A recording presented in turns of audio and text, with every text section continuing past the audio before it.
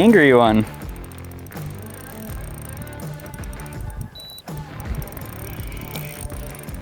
Yeah, see there, I think they're all walleyes in there. It's like we were saying, we can see the segmented bodies and they all look like walleyes. I think they're just a little bit more neutral than those weed line fish.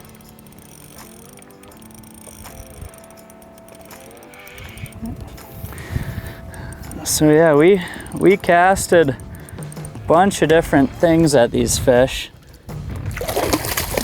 And you could see, goodness. Casted a bunch of different things at these fish.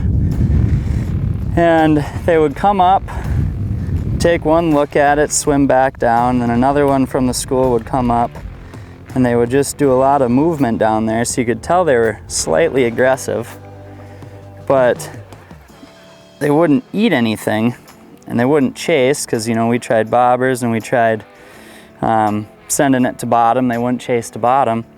So doing that jig and a crawler, I really like to just throw it out and swim it over their head. The ones that follow it, I just keep that consistent, and if anything, I just start bringing it up in the column, get them to chase it.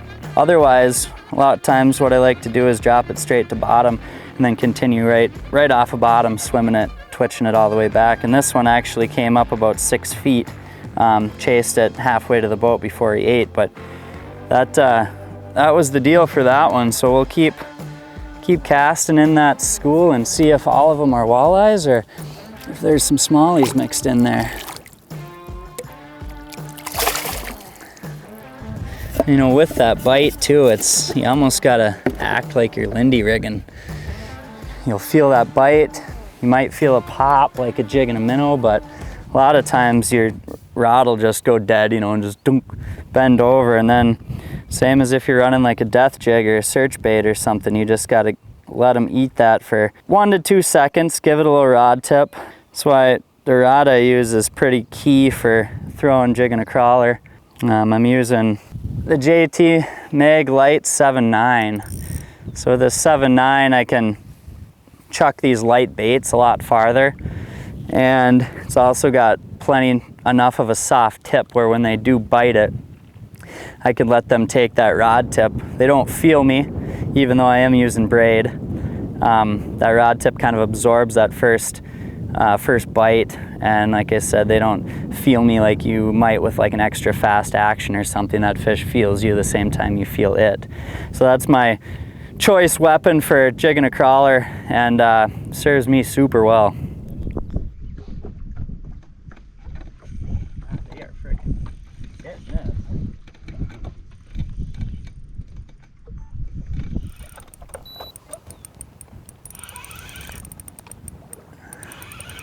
Yeah, so that's exactly what's going on. Those deeper mega schools are all kind of cookie cutter 20 to 23s. That's about an eater there.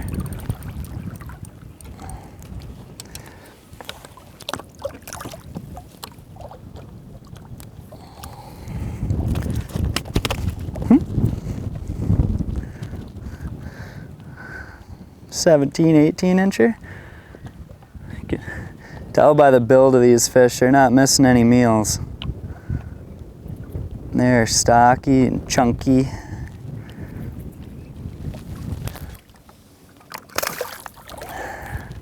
I'll pinch off about a 1/2 inch to 2 inches of the tail. Give a little scent out there in the water, more than just a regular crawler, and then give it a little more action. I like to basically shake it through the water. And I think with anything on clear bodies of water, anytime you can kind of overcast your target fish school and bring it through at a depth, you know, that's coming right through the school or right over the head, wherever you want to bring it, I think that's ideal rather than dropping right on top of them. Just kind of gives them a little bit of a vision before it gets to them. And a lot of times if they're spooky fish, overcasting them and bringing them through isn't going to spook them as bad. It's a big fish. You can see that segmented body. Make them come come up for it. He's getting pretty close to the boat. He might do it right here though. Yep, there he is.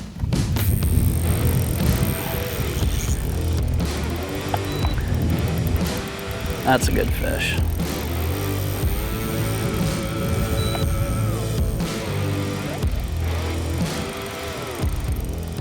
So I got nice and shallow, throwing my crawler up into 8 feet. He actually followed out of the weeds all the way to 18. It was about 10 feet from the boat when he hit.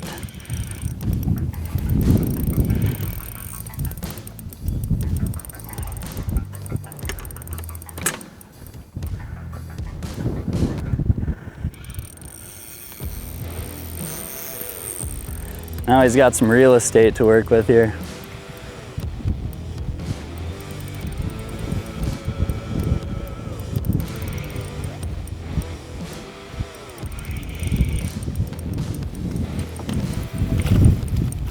Yeah, that's a donkey. Yeah, that's a big one.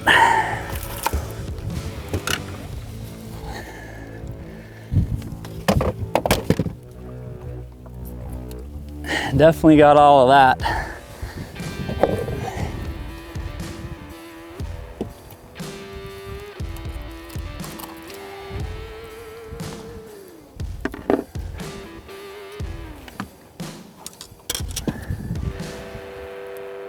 That's what we're looking for.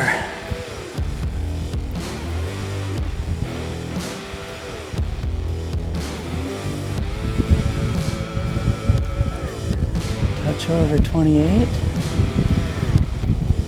Gorgeous.